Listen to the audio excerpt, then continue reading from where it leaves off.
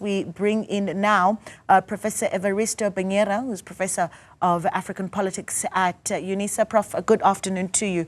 Thank you so much for joining us. Quite the tone in the opening addresses of the co-chairs of the South Africa EU summit. And I'm keen to hear what really jumped out at you. I mean, a declaration of unity almost. Thank you very much, Naledi, and good afternoon to the viewers and to the listeners. Indeed, the trio outperformed themselves in trying to put a united display of unity, purpose, oneness in the presence of one common threat. This threat was not spoken about, yet it was spoken about, and it is Donald Trump. And what the three were basically doing was to ask themselves a question: what do we do now that Donald Trump and the United States has left?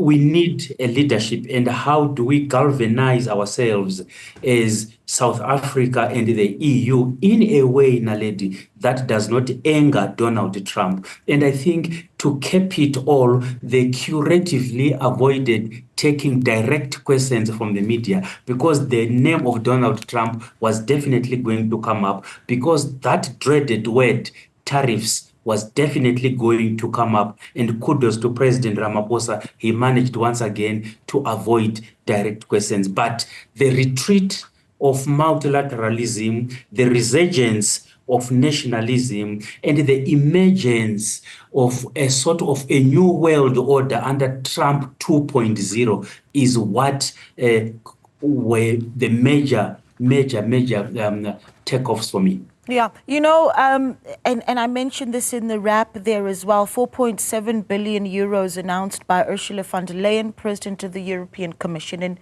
there's the question around whether that is an attempt by the EU to plug the gap that has been left by the Trump administration pulling some funding from South Africa. Number one, from a mathematical point of view, if you think it makes a big difference, but it's also somewhat of a geopolitical statement. It is sort of a coalition of the wounded. You will recall the work that AfriForum and Solidarity are doing in United States together with the MAGA crowd, the Make America Great Again, and the way that, to everyone's surprise, America announced the tariffs on the EU. So the EU and South Africa are now regrouping and say, what can we salvage among ourselves so that we can plug these big holes? But the biggest challenge in all this, Naledi, is that the way in which we have engaged the EU is a bit problematic, because there are three forums that run concurrently. First, South Africa has got a bilateral agreement with the European Union, which is a 27-member bloc. Secondly, the EU has got another agreement with some countries in the Southern African region called the Economic Partnership Agreement. Thirdly, the EU has got another agreement with the African Union, which is 25 years old now. So the EU is engaging South Africa in three forums. Then if you add the G20, it's the fourth one, G20, African Union, Economic Partnership Agreement, and then this bilateral one. So we end up tripping ourselves by saying the same things across multiple forums.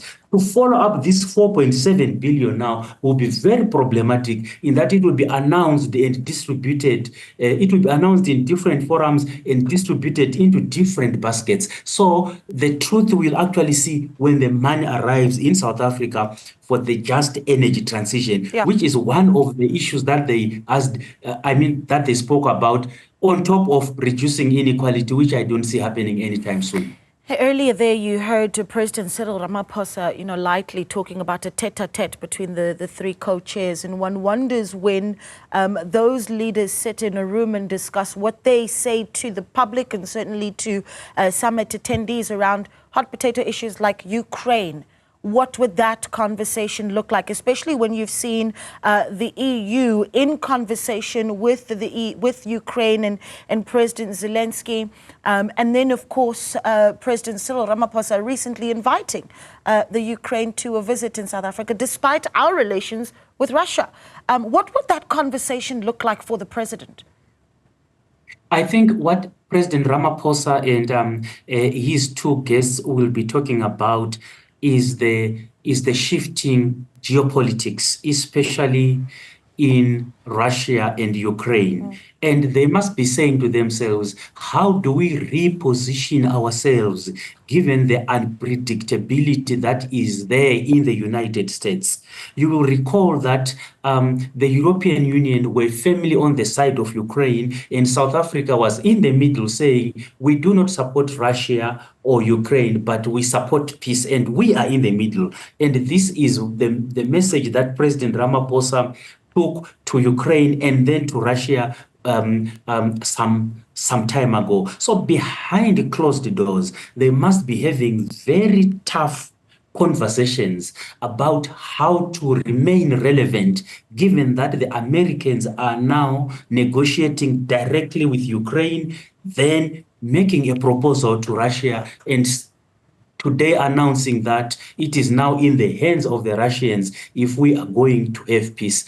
And what is more worrying is the use of Saudi Arabia as the arena in which all these discussions are being done. Very soon we are going to see Israel going there again to hammer out a ceasefire agreement between Hamas and Israel. So are we seeing the growing irrelevance of the European Union, given the words of President Trump that the biggest threat to the United States is not China or Russia, but it is actually the EU's over-reliance and over-dependence on the United States since Second World War.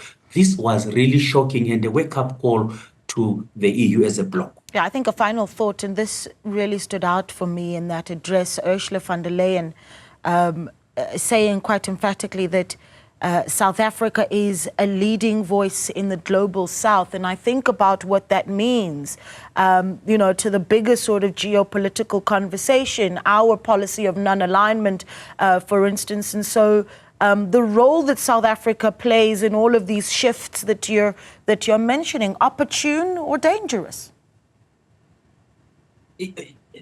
If you look at the tone of Ursula when she said, Ursula von der Leyen, when she said, "Dear Cyril," and she said it twice, "Dear Cyril, our countries are united by the love of sports, wine, and literature." So it was almost a reaffirming of the fact that you were correct in the first place and we were wrong. You told us that the best position to be in this war is to be in the middle and then advocate for peace. Don't support the left or support the right. Now, they are now running around to come to us and say, hang on, this thing is now blowing on us. How then do we handle it? But before I leave this issue, I think one of the things that I expected them to speak about, which was not there, was the issue of peace and security in the African continent, given that, according to their own admission, South Africa is the leading advocate for peace in Africa. They did not speak about the Eastern DRC. They did not speak about the Sahel region. They did not speak about Mozambique, which for me, we expected as Africans to be there together with Ukraine, Russia, Israel, and Palestine. Yeah. Basically, lady, the globe has got a very little appetite left for peace. What we are all going for now is war and belligerence. Prof, an absolute pleasure speaking to you. Thank you so much. Professor Everisto Benyera there, who is, of course, Professor of African Politics at Unisa, giving us his view of what's come out of those opening addresses at the South Africa EU Summit playing out in Cape Town.